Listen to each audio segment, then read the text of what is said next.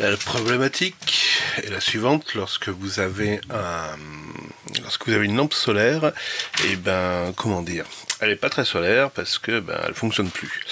Donc généralement les gens, ce qu'ils font quand ils ont ce genre de panne, ils remettent la cellule qui permet de capter le soleil et qui permettrait de recharger la batterie intégrée, la met au soleil longtemps et puis ils disent ouais c'est bon, elle redémarre. Non, sauf qu'elle redémarre elle redémarre pendant 2 minutes et au bout de 2 minutes, pof, ça s'éteint.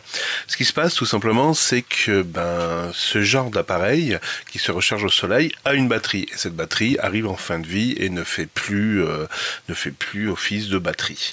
Donc en fait il faut ouvrir l'appareil et changer la batterie pour pouvoir remettre une nouvelle batterie et que ça puisse repartir.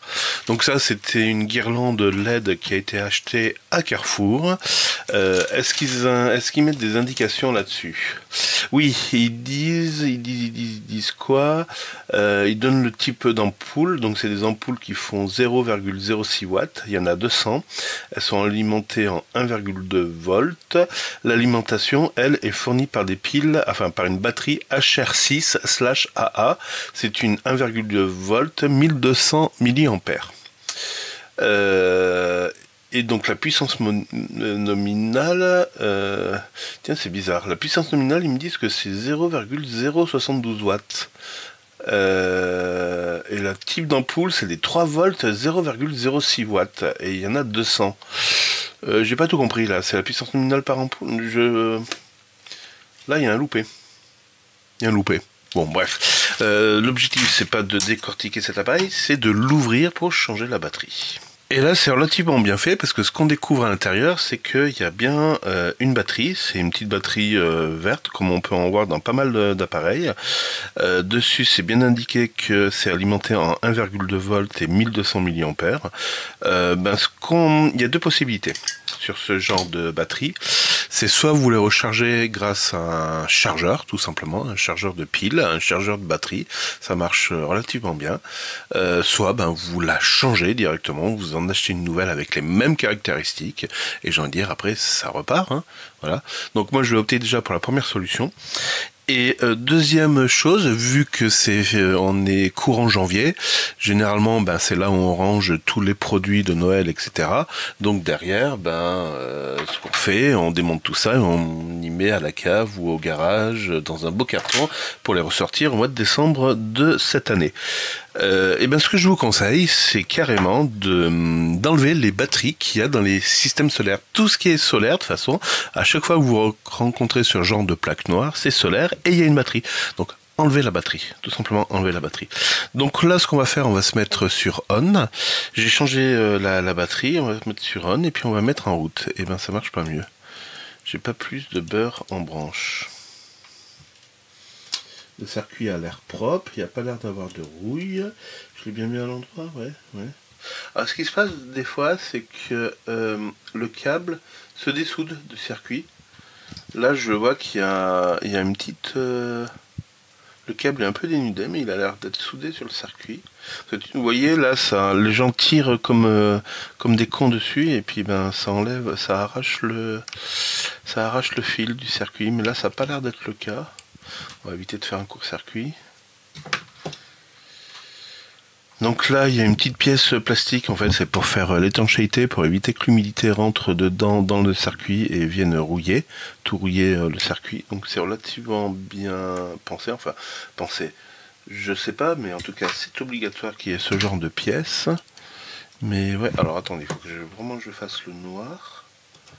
Mais ouais, j'ai pas l'impression que... Alors à moins que ce soit ma pile qui soit HS, on va en prendre une autre. Là, je crois que c'est la fin des haricots. On va simplement mesurer que j'ai bien 1 volt 2. Oui, j'ai même plus que 1 volt 2, j'ai 1 volt 4 exactement. Bon, j'ai pas plus de lumière que de beurre en branche.